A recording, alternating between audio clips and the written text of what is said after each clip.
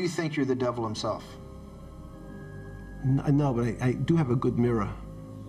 Is your money dirty money? No, it's not. Because I earned it. Ici, le diable était encore en vie. Attention, prenez ces informations avec des pincettes. Et tous ces détails sont plutôt troublants. La première preuve, c'est son tatouage sur le bras. Si on compare les vieilles photos avec les photos de l'autopsie, il manque le tatouage. La deuxième preuve, c'est la forme de son oreille à la morgue. Si on compare les deux formes, on verra qu'elles ne correspondent pas. En troisième preuve, on a celle du fourgon noir qui quitte la prison à 4 h du matin. Mais avec les récents documents, il semblerait que son compagnon de cellule fut transféré par ordre du psychologue 2 jours avant sa mort hors de la cellule. Ce qui bizarrement laissera Epstein tout seul 2 jours avant son suicide.